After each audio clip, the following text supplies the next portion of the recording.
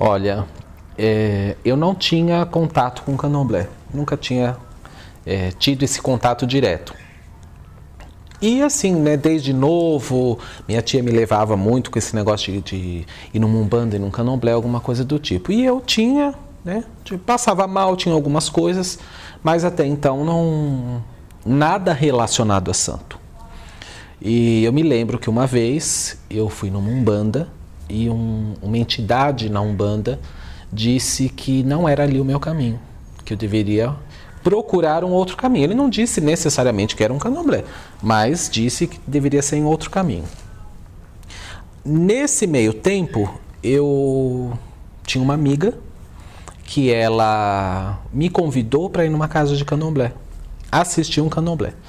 E eu fui, que até então essa casa era aí a casa onde eu me iniciei, né? Que era a casa do meu pai, do meu finado pai de santo Oiá Furangê. E eu cheguei lá, quando eu cheguei nele, neste candomblé, eu simplesmente, a hora que eu entrei, que eu vi todo aquele lugar, aquilo já me deu um apagão ali mesmo. E dali eu já não vi mais nada. Coisas que hoje em dia é difícil até de se acontecer.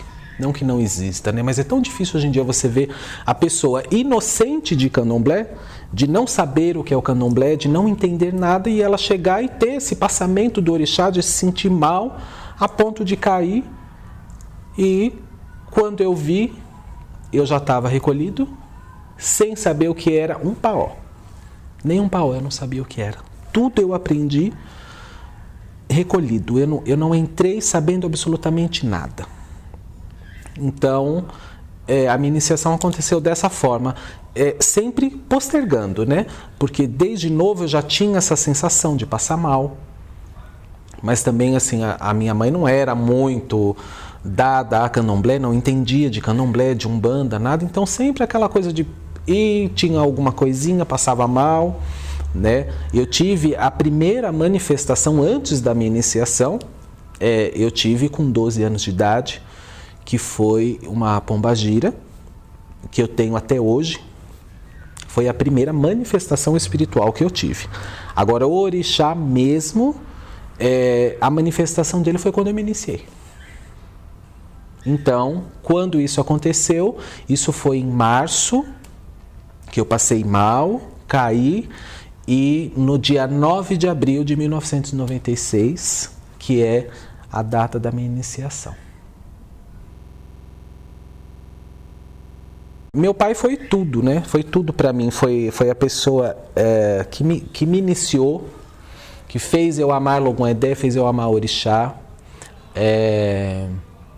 O pai Furangê era um pai de santo sério, era um pai de santo que não tinha muito, ele não era tão amoroso, assim, tão próximo com os filhos, né? Ele era sempre aquele olhar desconfiado, né? Um homem de Inhaçã, né? Então ele tinha aqueles momentos de estouro, mas dentro desse estouro dele ele tinha um olhar muito grande. E meu pai foi tudo para mim. Até hoje, é de uma grande importância na minha vida, porque tudo o que eu vivo no candomblé hoje, eu lembro dele.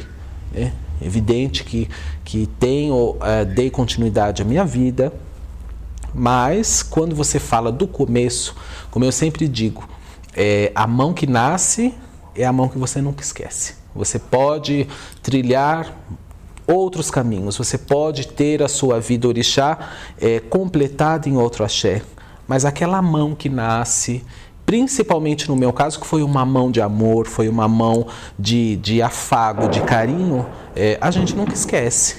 Então, o pai Furangê, para mim, ele foi tudo na minha vida e até hoje, tem grande importância dentro da minha casa. Tudo que eu vou fazer, eu lembro e peço. A ancestralidade dentro do candomblé é de uma importância muito grande. Então, ele é meu ancestral, né? Então, sempre, tudo que eu vou fazer, eu peço à minha ancestralidade, eu peço aos meus orixás, eu peço ao meu pai de santo hoje que me conduz, eu peço bênção a todos eles.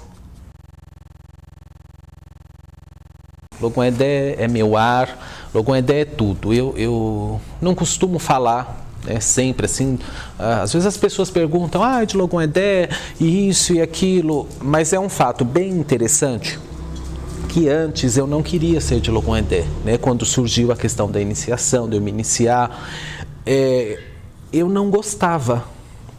Mas eu não gostava por maldade, eu não gostava porque eu queria ser de Oxóssi, eu queria ser de Ogum, eu queria ser de Xangô, eu queria ser de qualquer orixá, que quando eu falasse para as pessoas, ou quando eu fosse procurar um livrinho que fosse, eu achasse. E nada eu sabia de Logum Edé. Eu não achava Logum Edé em livro, eu não achava. Internet também não era assim, não faz tantos anos assim, mas há 20 anos, 21 anos atrás, a internet não era tão, né, acessível. Então eu não sabia o que era Logum Edé. Então eu não gostava. Eu me iniciei, fui iniciado para Logum Edé, respeitava tudo aquilo, mas no fundo eu não gostava, né? Então eu queria ser de um santo que eu pudesse falar e que as pessoas entendessem, principalmente as pessoas de fora, os meus amigos que não eram de candomblé, que as pessoas perguntavam tudo o que tinha acontecido comigo, e quando eu falava disso elas não entendiam. Então, com o tempo eu vim aprender. E eu aprendi o que era Logum Edé dentro do candomblé, vivenciando o candomblé, na roça, na casa de candomblé. E hoje, passado esses anos, eu sei o que é Logum Edé, né? Não de tudo, porque a gente não sabe tudo, mas Logum Edé é a minha vida. Logum Edé é toda a minha alegria, é toda a minha fúria, é o meu ar, é a minha vida, é esse momento aqui é Logum Edé. Então Logum Edé, Inhaçã, para mim é tudo na minha vida. O Efon entrou na minha vida quando meu pai morreu, né? Quando mudou-se os planos, né? Inhaçã determinou um plano para ele, um caminho para ele, e todo mundo que perde o seu babalorixá tem um rompante, um corte muito grande na vida. É muito estranho como isso acontece. Então eu perdi meu pai, nós, todos os meus irmãos, ficamos, né, aquele um ano de luto muito difícil, e passado esse um ano de luto eu ainda fiquei quase mais um ano sem querer buscar um outro caminho. Ao momento que isso chegou, a necessidade, Logum Edé, eu já estava com essa necessidade, passado já eu já estava mais ou menos com uns 10, 11 anos de santo. Então havia a necessidade de eu dar continuidade em tudo isso. Até porque meu pai já falava para mim que eu tinha que ser pai de santo. Mas eu nunca almejei isso para mim, né? As coisas foram acontecendo, né?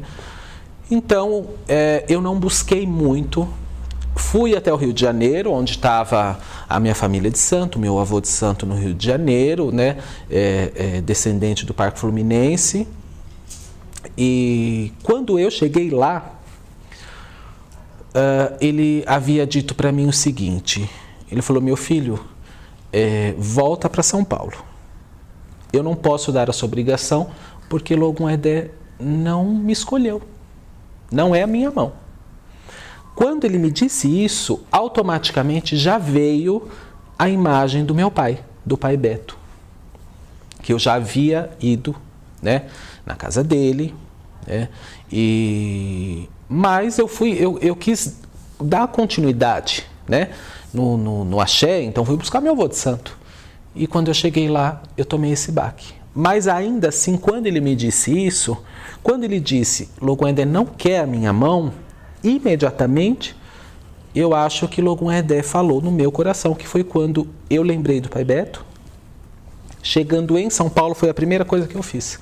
Liguei para ele, marquei novamente um jogo, uma conversa, e ali eu disse para ele, eu sinto que é dessa forma, e vamos ver como que as coisas vão acontecer, e eu estou para fazer o que Logum Edé determinar. Meu pai já está com 43, vai fazer 43 anos de santo, né? Nasceu no Efon, está no Efon até hoje, e foi assim que o Efon entrou na minha vida. E o pai Beto, nessa condução, de dar os meus 7 anos e dar continuidade na minha vida, eu digo que o meu pai Furangê me fez de santo. E o pai Beto me fez pai de santo, né? Então essa condução toda se deu, por isso o EFON na minha vida, né? Porque eu tomei os meus 7 anos no EFON, tomei 14 anos no EFON, todas as minhas obrigações dos 7 anos até agora foram no EFON, né? E logo mais os 21 anos, né, com a vontade de Logum Edé também no EFON. Então o EFON na minha vida me preencheu de uma forma grandiosa, né? Com todo respeito a todos os axés e a todas as nações, porque a gente tem que ser feliz dentro da casa e do axé que faz a gente feliz. Então me vestiu muito bem o EFON, fez muito bem para minha cabeça, fez muito bem para minha casa, para minha vida, né? Para Logum Edé principalmente, né? Porque sabe o que é você sentir a alegria do orixá? É essa alegria que eu sinto quando eu tomo axé, quando meu pai de santo vem na minha casa, que me dá um bori, que dá comida ao Logum Edé, você sentir, transcender a energia do orixá em você, na sua casa, refletir a alegria, isso é a alegria do orixá. Então o EFON na minha vida é isso, é a alegria. Ainda que parece clichê da gente falar sempre que os filhos do EFON nasceram para a felicidade, para a alegria, mas é verdade. É só quem bebe dessa água é que sabe da alegria que é.